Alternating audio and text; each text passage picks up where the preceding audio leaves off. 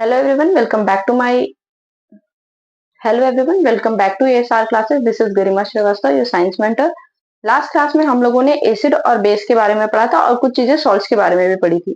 ठीक है, इस क्लास में हम लोग एसिड और बेस के कुछ क्या कॉमन होता है सारे एसिड बेसिस में, वाटर में डिसॉल्व करेंगे तो क्या होगा, इंडिकेटर्स क्या होते हैं, उनके टाइप्स क्या होते हैं, कौन सा इंडिकेटर कौन से सॉल्यूशन में डालने पे कैसा रिएक्ट करता है, इन सारी चीजों के बारे में पढ़ेंगे। तो सबसे पहले देखते हैं what do acids or base have in common.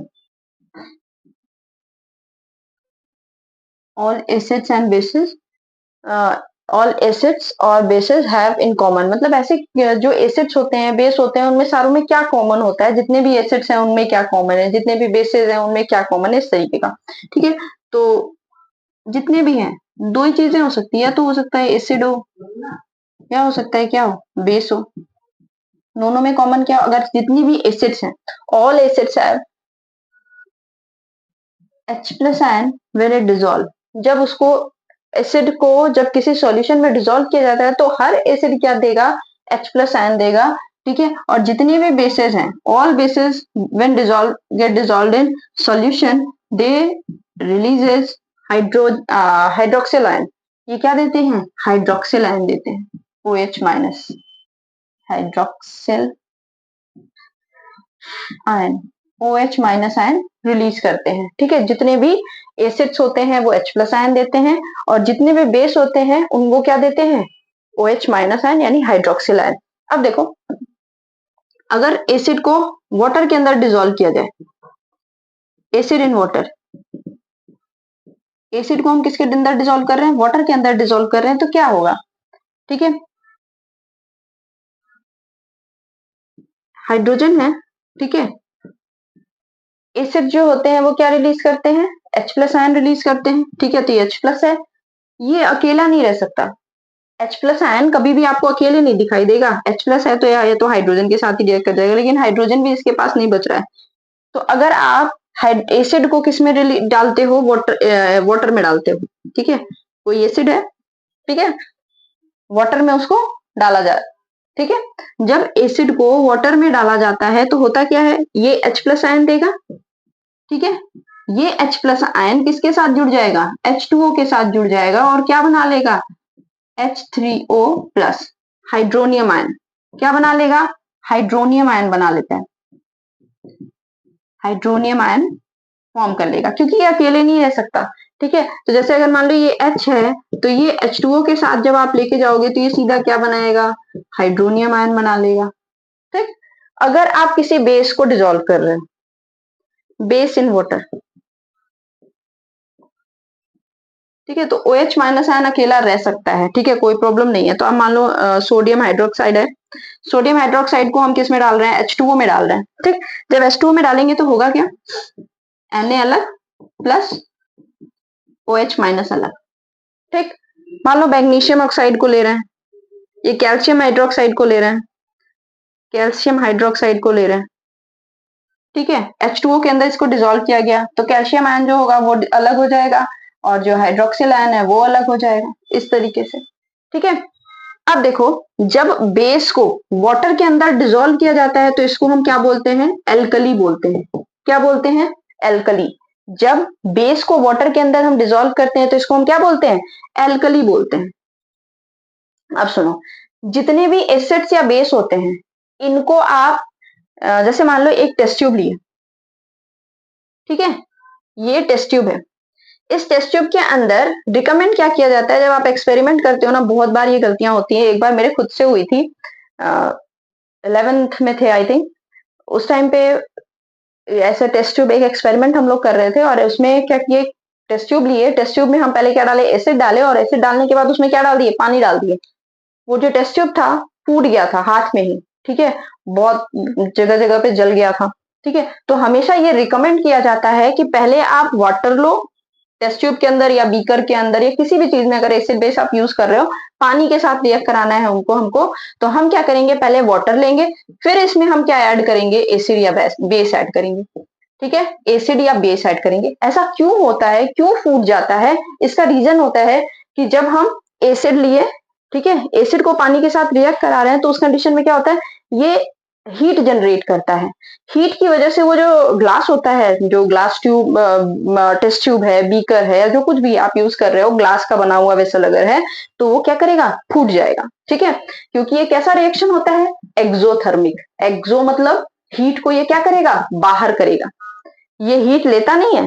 जैसे आप खाना पकाते हो तो आप उसमें हीट डालते हो, तो वो कैसा है, इंडोथर्मिक प्रोसेस है।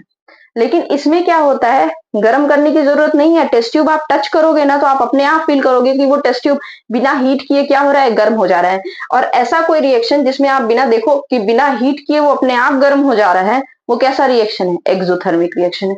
इसी एक्सोथर्मिक रिएक्शन की वजह से, एक्सेसिव हीट होने की वजह से जो टेस्ट ट्यूब होता है वो क्या होता है, फूट जाता है।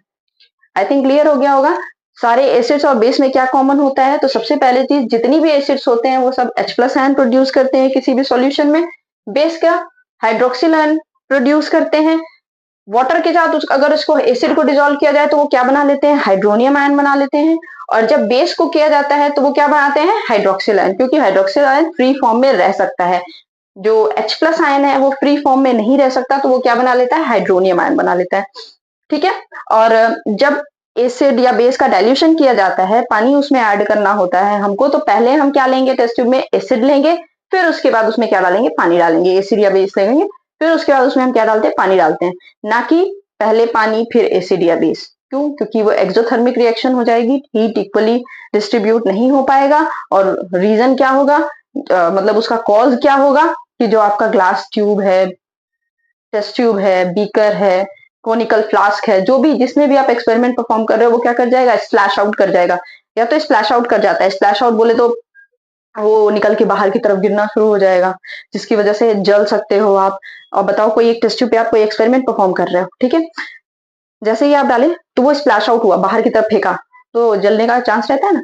तो स्प्लैश आउट होने की वजह से क्या होता है, बर्निंग हो सकती है। या फिर ये भी हो सकता है कि टेस्ट ट्यूब जो है वो, या जो आपका ग्लास का वेसल है, वो क्या हो जाए, टूट जाए।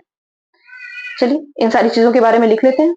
What do all acids and bases have in common? जितने भी एसिड और बेस होते हैं उनमें कॉमन क्या होता है, जितने भी एसिड्स होते हैं वो किसी सॉल्यूशन में H प्लस आयन देते हैं, और जितने भी बेस होते हैं वो सारे के सारे क्या देते हैं, OH माइनस आयन यानी हाइड्रोक्सिल आयन देते हैं। ठीक है, all acid produces H plus ion in solution.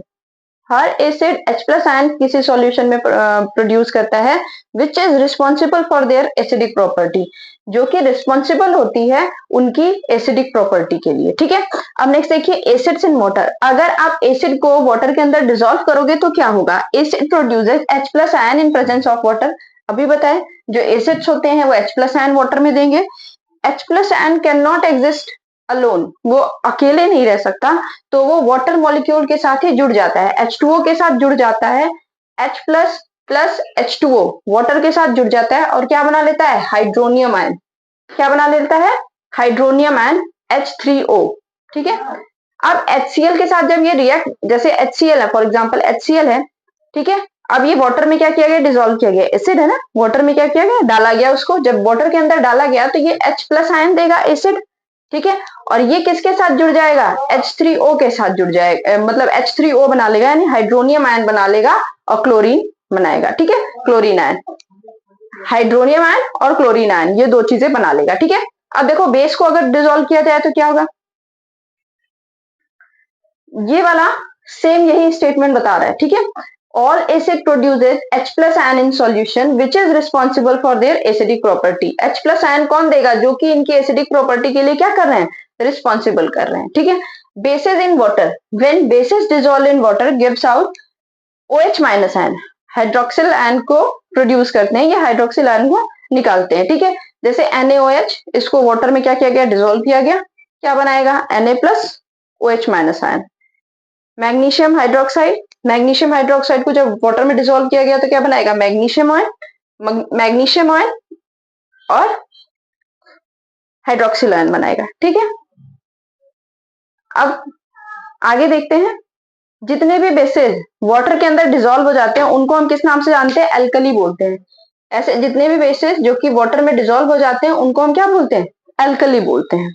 Bases which are soluble in water, ऐसे बेसेस जो वाटर के अंदर सॉल्युबल होते हैं उनको हम क्या कहते हैं? एल्कली बोलते हैं। अब एक चीज बताया आपको कि जो वाटर होता है अगर आप एसिड या बेस में ऐड करते हो, ठीक है, पहले टेस्ट ट्यूब ले लिए, टेस्ट ट्यूब के अंदर एसिड डाल लियो या बेस पहले से डाल लियो, अब उसको क्या कर रहे हो? अब उसमें पानी ऐड कर रहे हो, वाटर ऐड कर रहे हो, तो होगा क्या? क्योंकि ये एक एक्सोथर्मिक रिएक्शन हो जाएगा जिसकी वजह से वो क्या होगा? बाहर की तरफ फेंकने लगेगा, या फिर ये भी हो सकता है कि आग पकड़ ले, या फिर ये भी हो सकता है कि जो आपका टेस्ट ट्यूब है वो फूट जाए, तो जलने का खतरा रहता है। ठीक है, तो इस वजह से रिकमेंड किया जाता है while diluting acid, it is recommended that acid should be added to water. Acid को किस में डालना है? वाटर में डालना है। ठीक है, पहले वाटर ले लेना है, फिर उसमें एसिड डालना है। ठीक है, ठीक है, ताकि स्प्लैश आउट ना हो या बीकर जो है या टेस्ट ट्यूब जो है वो टूटे फूटे ना। ठीक है, not water to acid, acid को वाटर के अंदर नहीं डालना है, वाटर के अंदर एसिड डालना है, because the process of dissolving an acid और base in water is highly exothermic. क्यों? क्योंकि एसिड या बेस को वाटर के अंदर जब हम डिसॉल्व करते हैं तो वो कैसा होता है? एक्सोथर्मिक होता है, मतलब बहुत सारी हीट क्या करता है? बाहर जनरेट करता है। ठीक है, which may cause mix to splash out, जिसकी वजह से होगा क्या?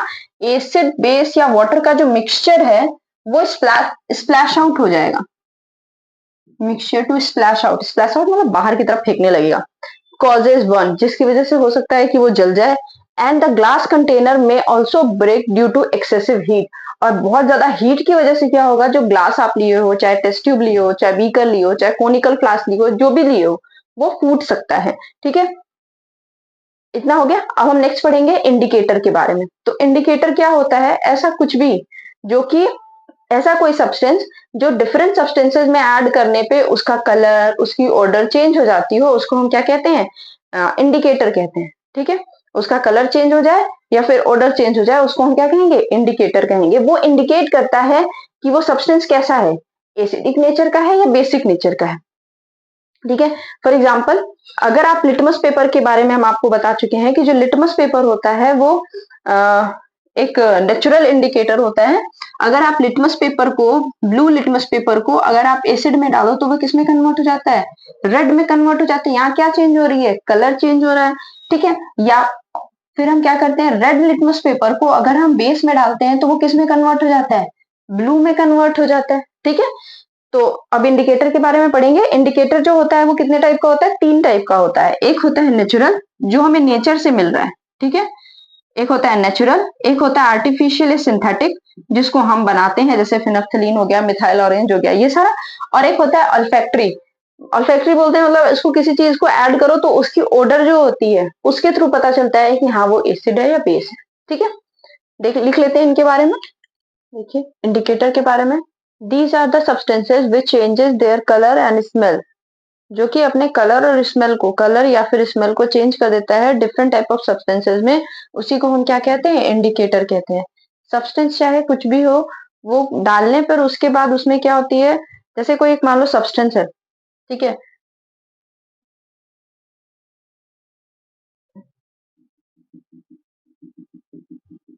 ये कोई सब्सटेंस है, अगर इसमें कुछ आप डालोगे, मान लो आप क्या डाल देते हो इसमें? आप लिटमस, रेड लिटमस डाल दे रहे हो। ठीक है, अगर रेड लिटमस डाल दे रहे हो तो अगर ये एसिड है तो इस पे कोई चेंज नहीं पड़ेगा।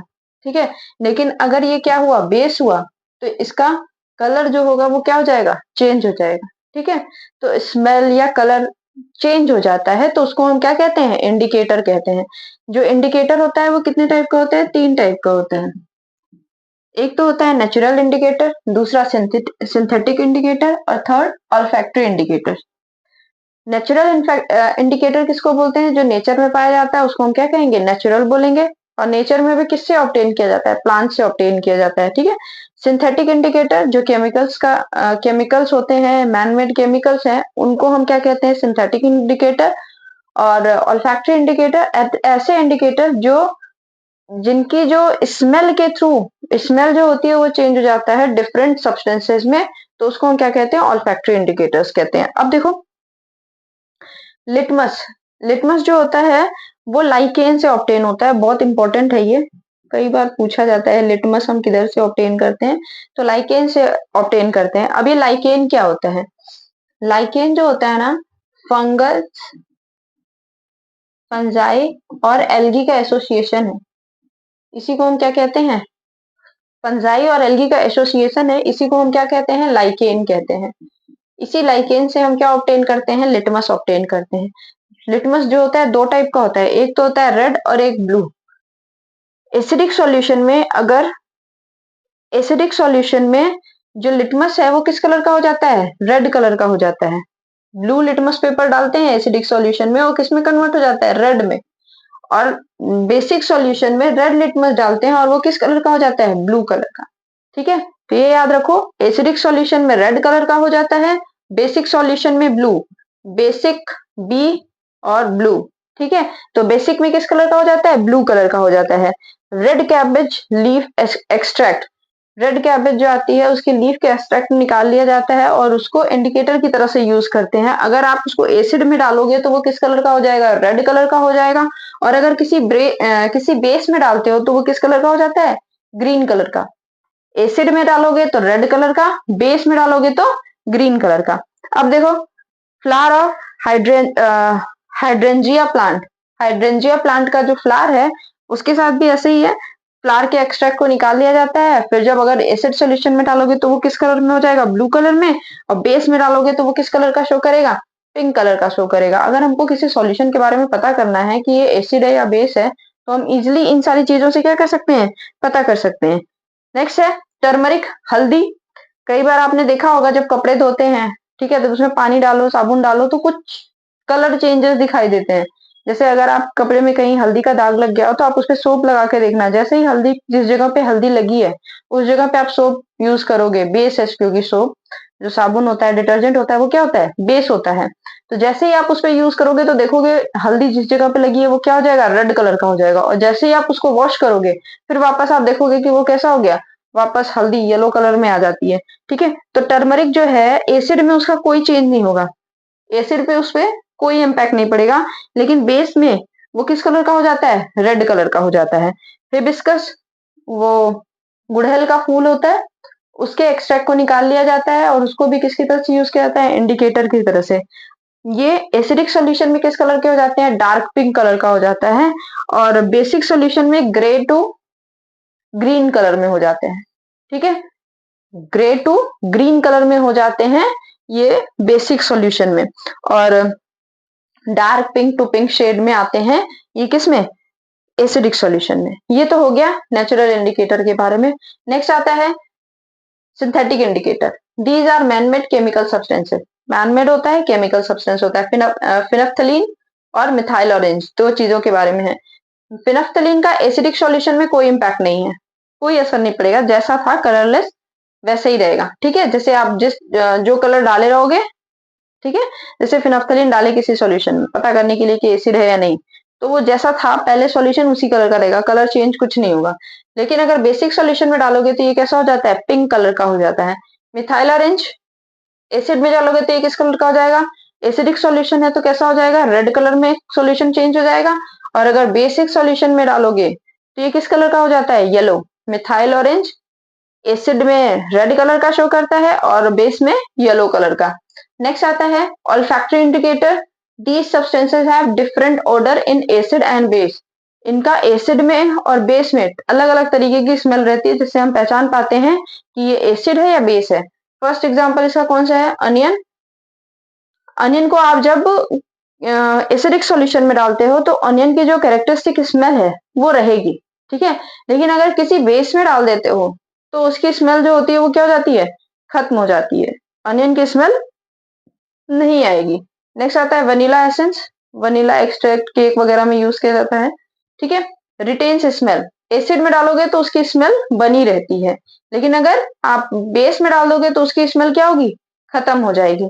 क्लोव ऑयल, लौंग का तेल जो होता है उसमें उसको भी हम किसकी तरह से यूज करते हैं, ऑल्फैक्टरी इंडिकेटर्स की तरह से यूज करते हैं। अगर आप इसको एसिडिक सॉल्यूशन में डालोगे तो क्लोव ऑयल की जो लौंग की स्मेल है वो रहती है, बनी रहती है। लेकिन अगर आप उसको बेसिक सॉल्यूशन में डालोगे तो उसकी स्मेल क्या होती है, खत्म हो जाती है। यानी ये ऑल्फैक्टरी इंडिकेटर्स में तीनों के तीनों बेसिक सॉल्यूशन में जाते ही क्या करेंगे, अपनी स्मेल को लूज कर देंगे। लेकिन एसिडिक सॉल्यूशन में उनको आप डालोगे तो उनकी कैरेक्टरिस्टिक स्मेल जो होती है वो प्रेजेंट रहती है। फिर कौन कौन सा आता है एक बार आपको याद कर लेना है। नेचुरल में कौन कौन सा है, लिटमस है, रेड कैबेज लीफ एक्सट्रैक्ट है, फ्लावर ऑफ हाइड्रेंजिया प्लांट है, फिर उसके बाद टर्मरिक है और हिबिस्कस है। सिंथेटिक में फिनफ्थलीन और मिथाइल ऑरेंज, और इसमें अनियन, वनीला एसेंस और clove oil. Universal indicator, it is the mixture of several indicator. ढेर सारे इंडिकेटर्स को मिलाकर के जो मिक्सचर बना उसको हम क्या कह रहे हैं, universal indicator. It shows different colour, her hydrogen ion concentration के बेसिस पे डिफरेंट हाइड्रोजन आयन कंसंट्रेशन, मतलब जितना ज्यादा हाइड्रोजन आयन कंसंट्रेशन है या जितना कम हाइड्रोजन आयन कंसंट्रेशन है उसके बेसिस पे ये कलर क्या करता रहता है, चेंज करता रहता है। इसी को हम क्या कहते हैं, यूनिवर्सल इंडिकेटर बोलते हैं। It is the mixture of several indicator, it shows different colour at different concentration of hydrogen ion in the solution. Hydrogen ion solution के अंदर कितना है उसके बेसिस पे ये क्या करता है, डिफरेंट डिफरेंट कलर को शो करता है। नेक्स्ट आता है पीएच स्केल। पीएच स्केल के बारे में हम लास्ट क्लास में पढ़ा चुके हैं। एक scale, scale for measuring hydrogen ion concentration. Hydrogen ion concentration को मेजर करने के लिए जो स्केल होता है उसको हम क्या कहते हैं, पीएच स्केल कहते हैं। फुल फॉर्म इसका होता है पावर ऑफ हाइड्रोजन या फिर पोटेंशियल ऑफ हाइड्रोजन बोलते हैं, ठीक है। In a solution, P in pH solution, P in pH stand for potence। Potence जो है एक जर्मन वर्ड है जिसका मतलब क्या होता है, पावर होता है, ठीक है। स्केल, पीएच स्केल किसको बोला जा रहा है, जिसको, वो स्केल जिसको, जिसके थ्रू हम क्या करते हैं, हाइड्रोजन आयन कंसंट्रेशन को मेजर करते हैं और किसी सॉल्यूशन के अंदर। और पी जो होता है पीएच में किस चीज के लिए स्टैंड करता है, एक जर्मन वर्ड है पोटेंस, जिसका मतलब क्या होता है, पावर होता है। पीएच 7 है तो क्या होगा, न्यूट्रल होगा। आपको याद होगा तो हम एक स्केल बना के आपको बताए थे। इस स्केल में 1 to 14 होता है, ठीक, 1 0 1 7 14, ठीक है। जब हम इधर की साइड जाते हैं तो कैसा होता है, एसिडिक होता है, ठीक है। Less than 7 acidic, more than 7 basic, basic, ठीक है, बेसिक होता है। 7 पे क्या होता है, न्यूट्रल होता है, ठीक है। 7 पे क्या होता है, न्यूट्रल होता है। तो पीएच अगर 7 है तो उसको हम क्या बोलेंगे, न्यूट्रल सॉल्यूशन बोलेंगे। पीएच अगर लेस देन 7 है तो उसको हम क्या बोलेंगे, acidic solution. PH is more than 7 तो उसको क्या बोलेंगे, बेसिक सॉल्यूशन।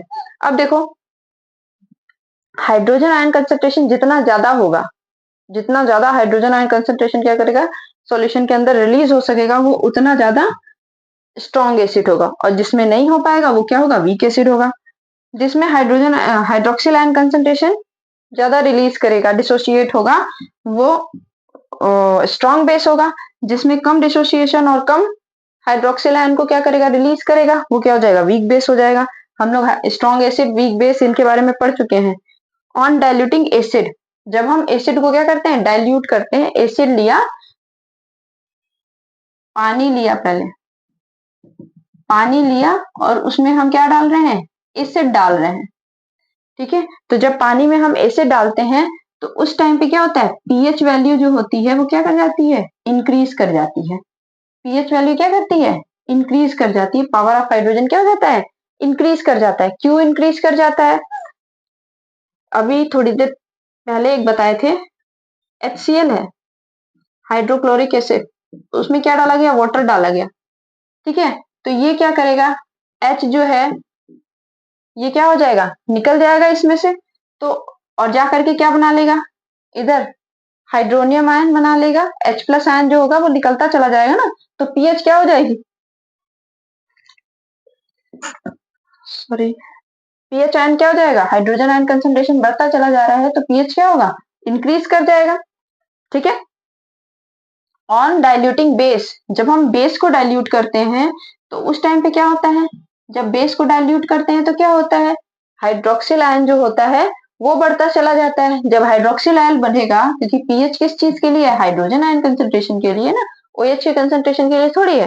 तो जब इसमें हम बेस में डालते हैं पानी के अंदर, मतलब बेस को जब हम डाइल्यूट करते हैं तो उस टाइम पे पीएच क्या कर जाता है, डिक्रीज कर जाता है।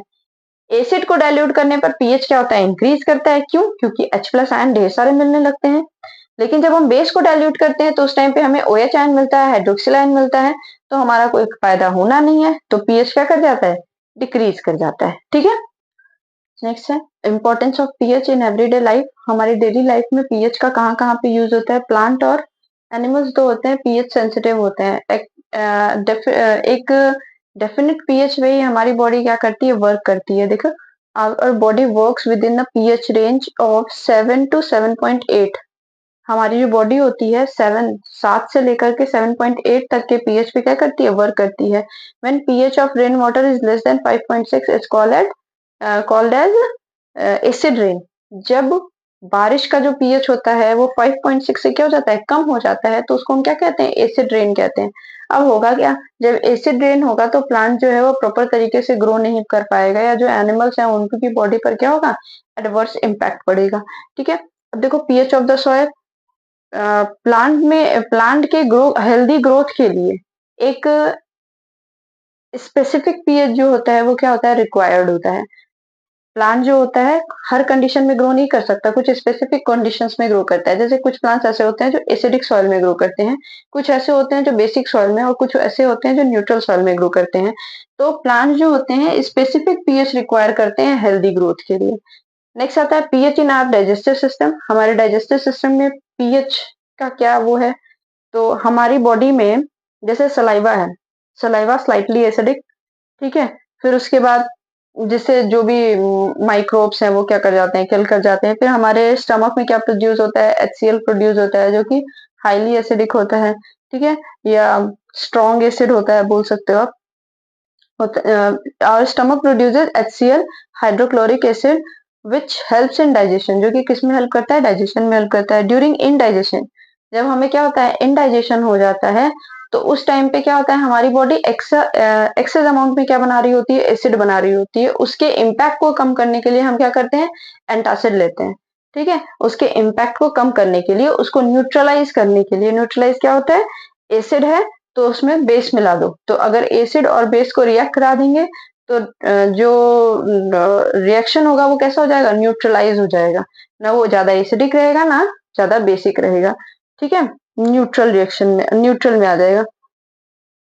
During indigestion stomach produces more acid and causes pain and irritation. और क्या करता है, पेन होने लगता है, एसिडिटी जब हो जाती है तो पेन होने लगता है, इरिटेशन होने लगता है। इस इरिटेशन और पेन को कम करने के लिए हम किस चीज का यूज करते हैं, एंटासिड का यूज करते हैं। For example milk of magnesia, ठीक है, जेलसेल बोलते हैं उसको, जैसे दवा के उसमें आती है। तो मैग्नीशियम हाइड्रोक्साइड, जो कि क्या करता है, एक्सेस एसिड को न्यूट्रलाइज कर देता है। नेक्स्ट आता है पीएच कॉजेज टूथ डीके। जब हमारे माउथ में पीएच जो है वो 5.5 से क्या होता है, कम हो जाता है, तो उस कंडीशन में एसिडिटी ज्यादा हो जाती है, माउथ में एसिडिक कंडीशन क्या हो जाती है, ज्यादा हो जाता है। उसकी वजह से होगा क्या, जो बैक्टीरिया है उनको वर्क करने के लिए एक प्रॉपर कंडीशन मिल जाएगी, और हमारे टीथ में जो एनेमल प्रेजेंट है वो उसको क्या करने लगता है, डिग्रेड करने लगता है, जिसकी वजह से हमारा टूथ जो होता है वो डीके होने लगता है, सड़ने लगता है। जो खाना होता है उसको वो बैक्टीरिया क्या करने लगते हैं, डाइजेस्ट करने लगते हैं, और उसके साथ साथ कैल्शियम और फॉस्फेट, जिससे हमारा इनेमल टूथ का जो हार्डेस्ट कवरिंग है हमारी बॉडी की, उसको भी वो क्या करने लगते हैं, डिग्रेड कर देते हैं। तो टूथ डिके हो जाता है। Tooth decay starts when pH of mouth is less then 5.5। जब हमारे माउथ का पीएच 5.5 से क्या हो जाता है, कम हो जाता है। Tooth enamel made up of calcium and phosphate doesn't dissolve in water but corrodes when pH is lower than 5.5 due to excess acid. हमारा जो टूथ इनेमल है कैल्शियम और फॉस्फेट का बना हुआ है, ये पानी में नहीं घुलता, लेकिन जब हमारे माउथ का पीएच 5.5 से क्या हो जाता है, कम हो जाता है, तो एक्सेस एसिड की वजह से ये क्या कर जाता है, कोरोड कर जाता है, खराब हो जाता है। Using toothpaste tooth decay can be prevented. Tooth decay को हम प्रिवेंट कर सकते हैं कैसे, पेस्ट को यूज करके। और वो पेस्ट का कैसा नेचर होना चाहिए, टूथपेस्ट का बेसिक नेचर का होना चाहिए। नेक्स्ट आता है, एक और है इसका, जो कुछ एनिमल्स होते हैं, कुछ प्लांट्स ऐसे होते हैं जो कि एसिड या बेस को यूज करके क्या करते हैं, सेल्फ डिफेंस करते हैं। जैसे आंट स्टिंग, या बी स्टिंग, ये काटते हैं हमें, और काटने के बाद क्या होने लगता है, जिस जगह पे काटे रहते हैं उस जगह पे पेन होने लगता है, इरिटेशन हो जाती है, रेडनेस हो जाती है। ठीक है, ये किसकी वजह से होती है, ड्यू टू फॉर्मिक एसिड। क्या होता है, फॉर्मिक एसिड या मेथेनोइक एसिड के, उस जगह पे मेथेनोइक एसिड हो जाती है, जिसकी वजह से क्या होने लगती है, हमें खुजली होने लगती है, रेडनेस हो जाती है, थोड़ी स्वेलिंग हो जाती है। ठीक है, अब देखो एक है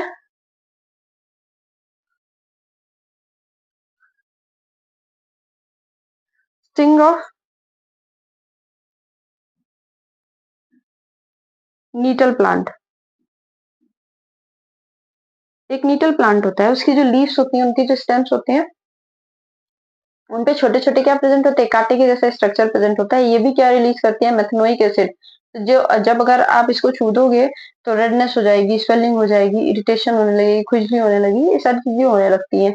ठीक है, तो ये भी क्या प्रोड्यूस करते हैं, एसिड। किस चीज के लिए कर रहे हैं, सेल्फ डिफेंस के लिए। ठीक है, तो सेल्फ डिफेंस के लिए कुछ प्लांट्स और एनिमल्स जो होते हैं वो यूज करते हैं एसिड को। ठीक है, लिख लेते हैं इसको भी। फिफ्थ है self defence by animals and plants. Bee sting leaves, bee sting जो होती है, जब मधुमक्खी काटती है तो उस टाइम पे वो क्या एक एसिड को क्या करती है, रिलीज कर देती है, which causes pain and irritation, जो कि क्या कॉज करता है, पेन कॉज करता है और इरिटेशन। यूजिंग माइल्ड बेस, कोई माइल्ड बेस जैसे बेकिंग सोडा का यूज करके उस जिस जगह पे स्टंग हुआ है, मतलब जिस जगह पे वो स्टिंग लगा है, उस एरिया पे हम क्या पा सकते हैं, रिलीफ पा सकते हैं। स्टिंगिंग हेयर ऑफ नीटल लीव्स, नीटल की जो लीव्स होती हैं उनपे स्टिंगिंग, छोटे छोटे कांटे के जैसे हेयर लाइक स्ट्रक्चर प्रेजेंट होते हैं, उनको जब आप छुओगे, टच करोगे, तो वो क्या रिलीज कर देते हैं, इंजेक्ट कर देते हैं, मेथनोइक एसिड या फॉर्मिक एसिड, दोनों में सेम ही है, फॉर्मिक एसिड रिलीज कर देते हैं। ये क्या कॉज करते हैं, बर्निंग सेंसेशन कॉज करते हैं या फिर पेन कॉज करते हैं। Rubbing with leaf of dog plant, dog plant है, उसके लीफ को आप रब करके उस जगह पे रिलीफ पा सकते हो। ठीक है, तो आज के लिए इतना ही। लास्ट बचा रह गया है कुछ सॉल्ट्स के बारे में पढ़ना, उसको हम नेक्स्ट क्लास में कंप्लीट कर लेंगे। ठीक है, if you like my videos please like share and subscribe to my channel. Thank you.